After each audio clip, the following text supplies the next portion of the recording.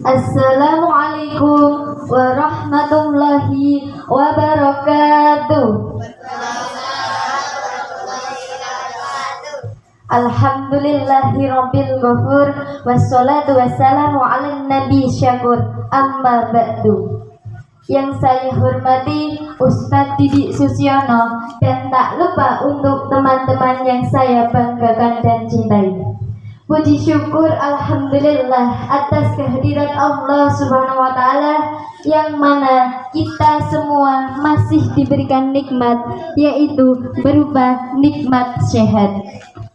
Pada kesempatan ini, saya sebagai Novita Dewi Iktafia akan menyampaikan sebuah pidato yang singkat dengan judul Dahsyatnya Kekuatan Doa. Hadirin yang berbahagia, kita sebagai manusia, makhluk tidak dapat menguasai diri kita sendiri. Makanya kita perlu pertolongan dari Allah, yaitu dengan berdoa. Allah Subhanahu wa taala berfirman dalam Quran surat Al-Ghafir ayat 60 yang berbunyi Bismillahirrahmanirrahim. Wa qala rabbukum ud'uni fastajib lakum innal ladzina yastakbiruna an ibadati sayadkhuluna jahannama dakhirin. Dan Tuhanmu berfirman, berdoalah kepadaku, niscaya akan aku perkenankan bagimu. Sesungguhnya orang-orang yang tidak mau menyembahku akan aku masuk neraka jahanam dalam keadaan hina dina. Dalam ayat ini Allah memerintahkan kepada kita untuk selalu berdoa, tapi Allah akan berjanji akan mengabulkannya.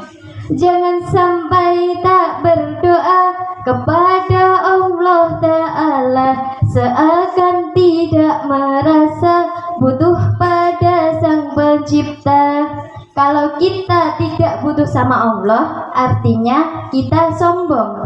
Karena di dalam hadis Rasulullah Shallallahu Alaihi Wasallam bersabda, ad-doa wal ibadah, doa itu adalah ibadah. Artinya doa merupakan media lantaran kita untuk meminta pertolongan kepada Allah, dan tidak ada yang lebih mulia bagi Allah selain doa. Lalu apa manfaat doa dari ini?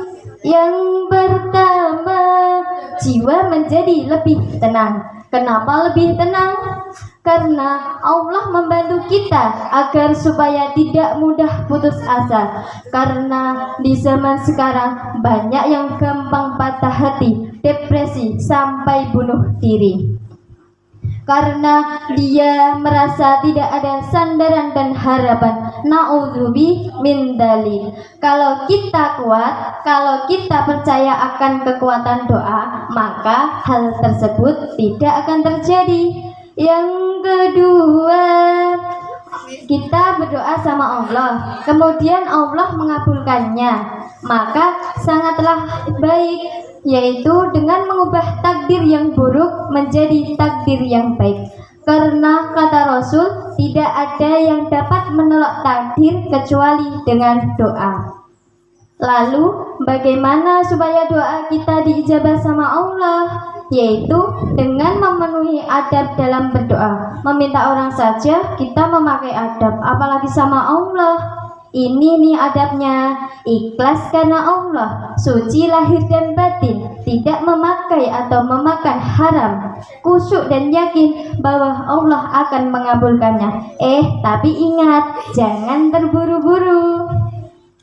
Dalam hadis riwayat Ahmad, doa ini bisa saja diberikan secara cepat. Artinya dalam waktu yang dekat, atau kita selama hidup di dunia, atau kita nanti di akhirat. Misalnya kita minta sama Allah, ya Allah berikan kami rezeki yang banyak, mobil, motor, apartemen, rumah, semuanya. Amin. Boleh saja, walaupun Allah tidak mengabulkannya, tetapi Allah akan mencukupkannya. Nah, kita akan dijauhkan dari keburukan. Tapi jangan sampai bertingkah seperti si Kabayan. Si Kabayan sepanjang hidupnya berdoa tapi tak merasa puas. Si Kabayan berdoa, "Ya Allah, jadikan hamba yang cuma kipas-kipas dapat cuan ya Allah." Seling besoknya si Kabayan jadi tukang sate.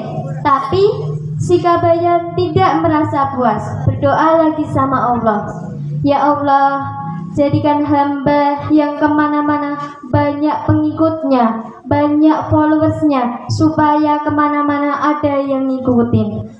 2 hari kemudian si Kabayan jadi angon bebek lah. Si Kabayan diikuti terus sama bebek-bebeknya.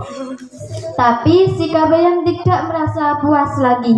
Dan akhirnya terakhir dia berdoa minta sama Allah, "Ya Allah, untuk terakhir kalinya hamba ingin dikelilingi banyak wanita."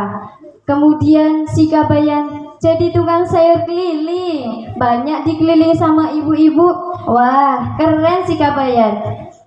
Tapi jangan seperti si Kabayan. Si Kabayan selalu berdoa tidak merasa puas. Kacau si Kabayan, Masya Allah. Jadi kita terus berdoa kepada Allah, sabar dan yakin bahwa Allah akan mengabulkannya. Karena Allah tahu apa yang kita butuhkan, bukan apa yang kita inginkan. Saya akhiri, wallahu muwaffiq illa aqwamit thoriq. Wassalamualaikum warahmatullahi wabarakatuh.